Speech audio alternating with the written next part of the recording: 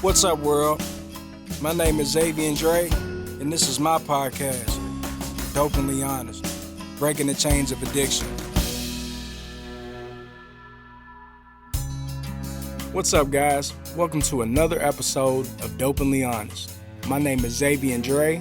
I'm an addict, and my sobriety date is November the 26th of 2023. For that day, I'm truly grateful. This episode, I'm going to share with you my backstory and how I got to this point in my sobriety. I hope my stories and my experiences in addiction can help the still suffering addict find their way. So let's not waste no time. Let's get straight to it.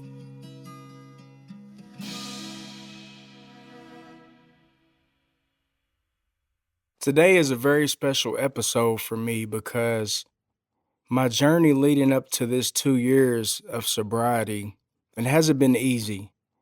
It's been filled with a lot of ups and downs, but one thing that it has been filled with is consistency. You know, in recovery, we have to be consistent. So they always told me one day at a time, and you'll probably hear me say that phrase over and over and over again, one day at a time. But it's only through one day at a time that I got these 2 years clean. Man, today is a special day too, man. Tonight in my home group, I get to celebrate my 2 years of recovery. And there's a lot of things that's helped me along the way. But the most important thing that's kept me clean this far is getting back in tune with my higher power.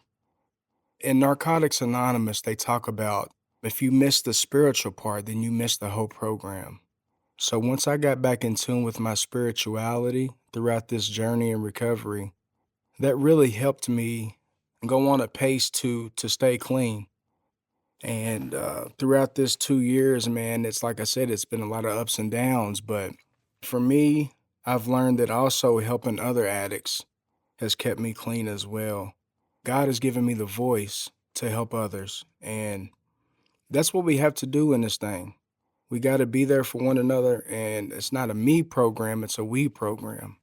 So to get this 2 years, I'm going to keep coming back on this 2 years of sobriety because, man, I remember back in the beginning, I couldn't even get one day clean. It was hard for me to get 20 to 30 minutes clean. I was constantly having to use. But through one day at a time, again, I was able to get my first 365. And this past November the 26th, I got my second 365. In the meetings, they say, you're a part of the Black Key Token Club, which means tonight I'm going to get my Black Key tag, and that represents a milestone in my recovery of 2 years of no matter what's. 2 years of no matter what happens in my life, I don't use. Somebody could pass away. I could get a divorce. No matter what. God willing, none of those I ain't gonna lose nobody and I'm not gonna get a divorce. But the point being is no matter what, we don't use, we don't put one in us. So I'm gonna get into now kind of my journey that's led me up until this point in my recovery. I'm gonna take y'all back to early childhood to begin with. So growing up, I grew up in a very small town known as Eminence, Kentucky. When I say small town, as you can imagine, I graduated with, I think, 26 people.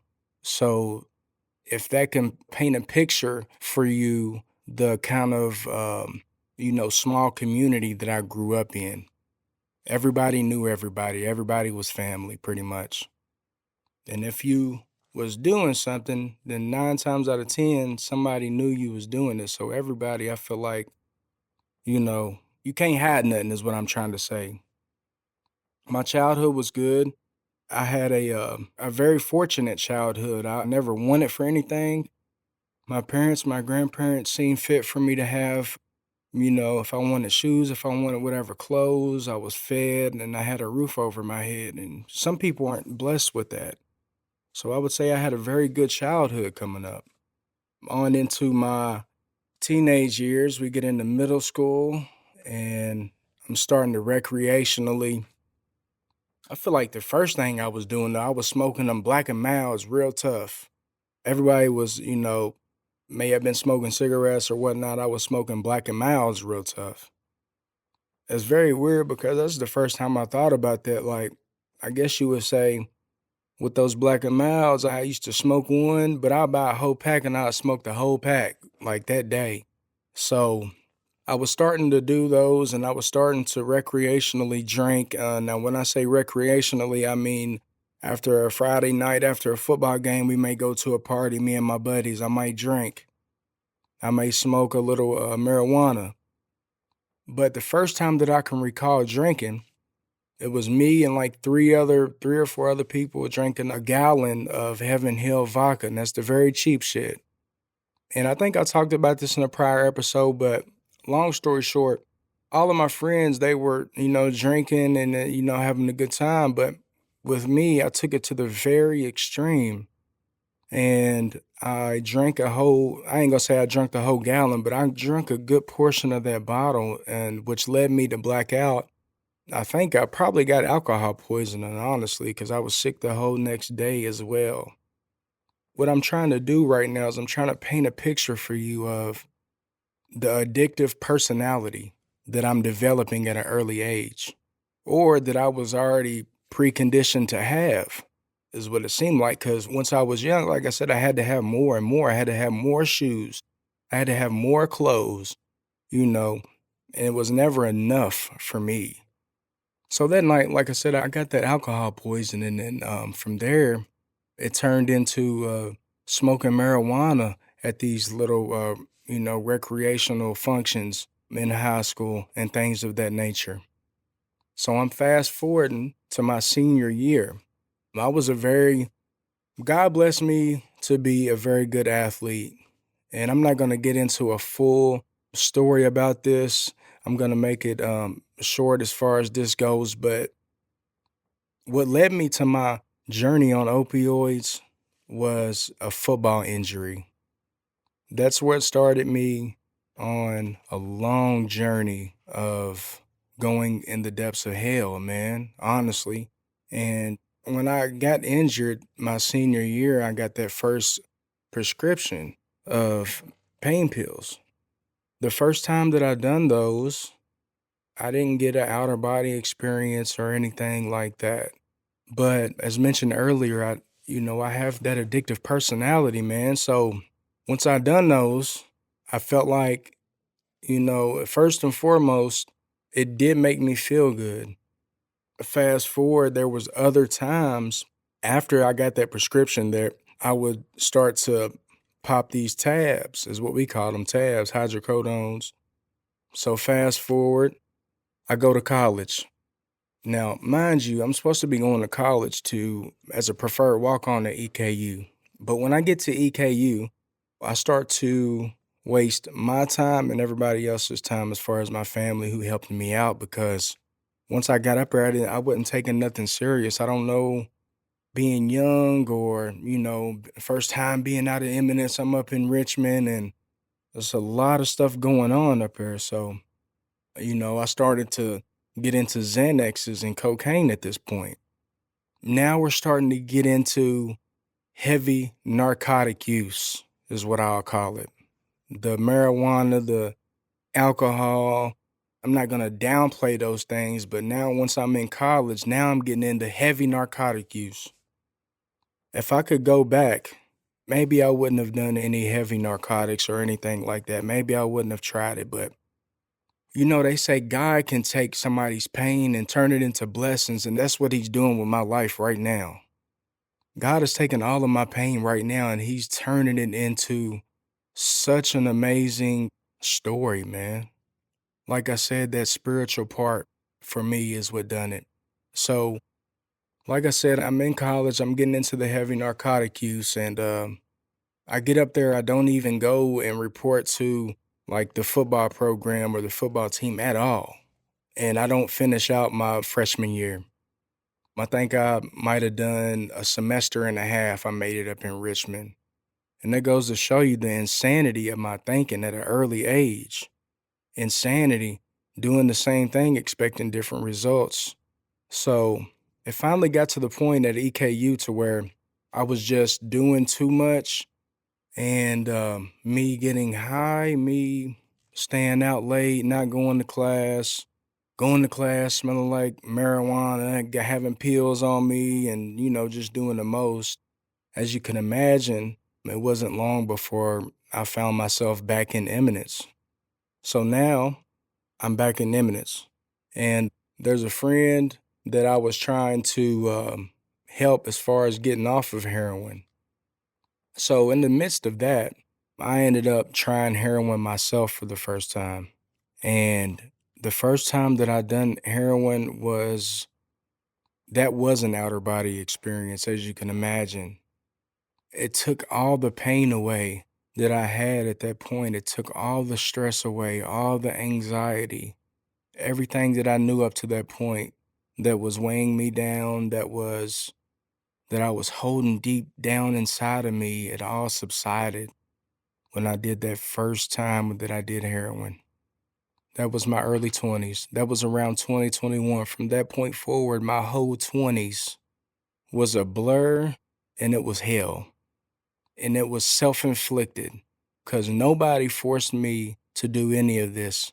We all have choices in life, not even to do with drugs, but we all have choices, and it's up to us to make that right choice.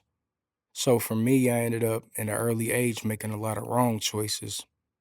But those wrong choices have led me up until this point right now. And I couldn't be any more blessed. I'm finally in a good space mentally, spiritually, physically.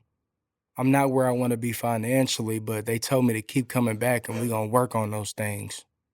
In the meetings, they tell me, keep coming back, keep coming back. As long as you don't put one in you, we can work on the rest. As long as you don't put one in you, we can work on your anger. As long as you don't put one in you, we can work on your financial state. As long as you don't put one in you, we can work on your spiritual state.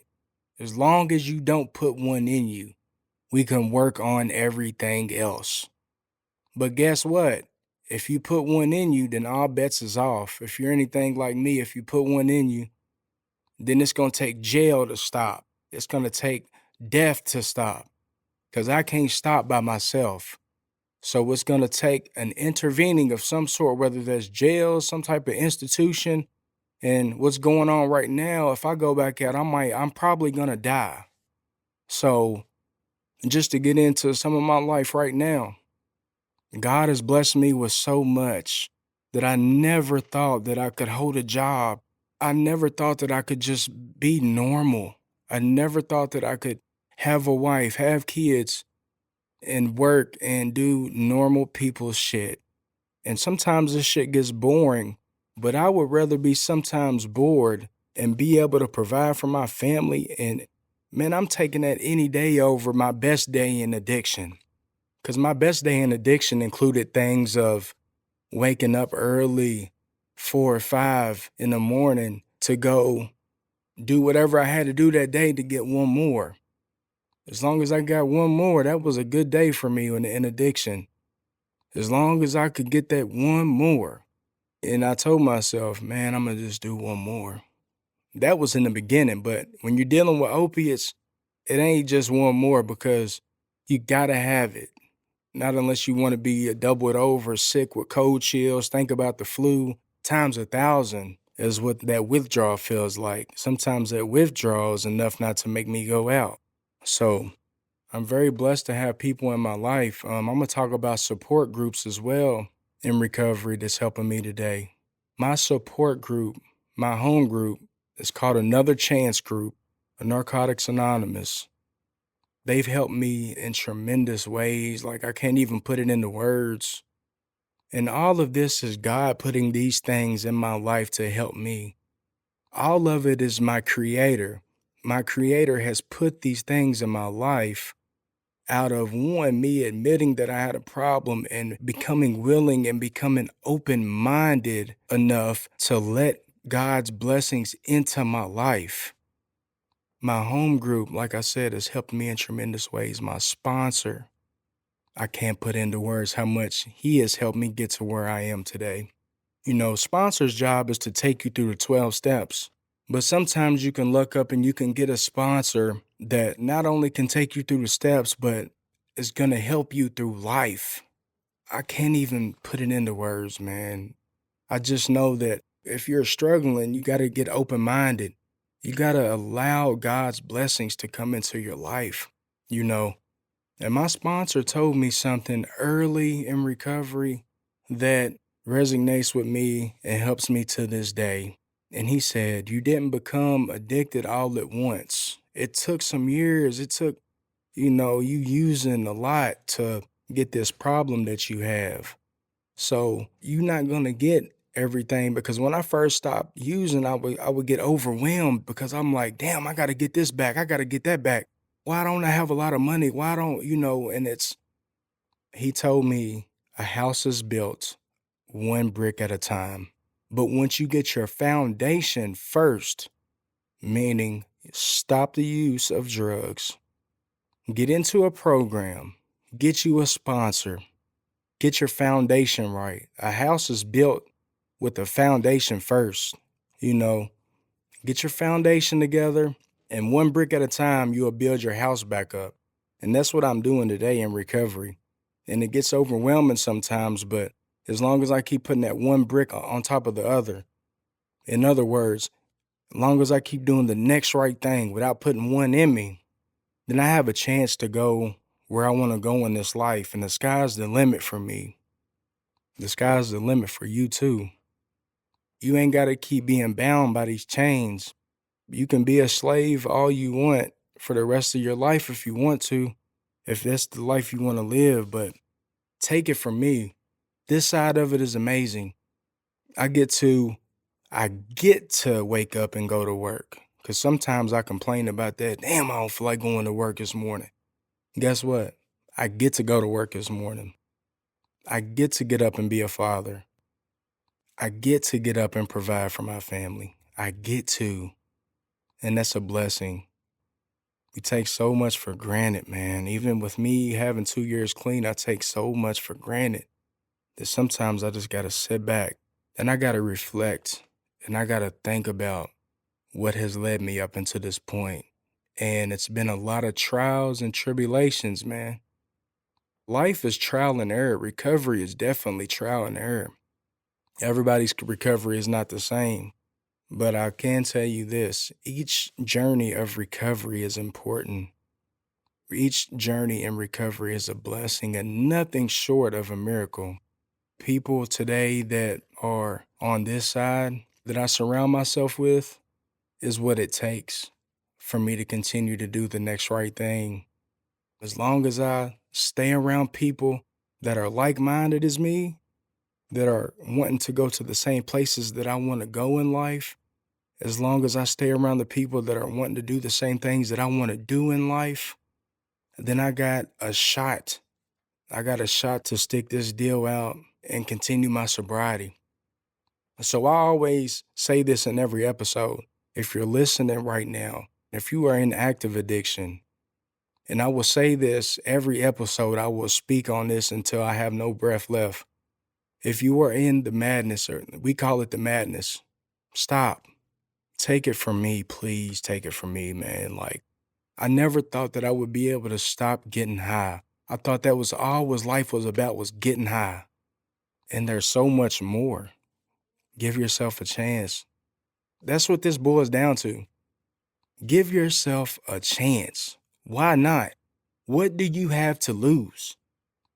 So that's just a little bit on my story, man. And like I said, I'm very grateful and I'm very thankful today. Tonight I get to celebrate 2 years clean in sobriety. This is a special episode because as I'm speaking right now, I'm just sitting back and reflecting on the journey. And boy, it's been a hell of a journey. I love y'all, man. Y'all stay safe. Y'all stay clean, most importantly. As always, tune in for more episodes of Dopenly Honest. And don't forget to like, share, and subscribe. I love y'all. Peace out. Thank you for listening to this episode of Dopenly Honest. I know all too well that recovery is an uphill battle, but there is hope. For resources, find your local NA, AA, or CR meeting. I can't stress enough how crucial meetings are to my personal recovery. If If you enjoyed this content, please like, share, and meet us back right here for more episodes of Dopenly Honest.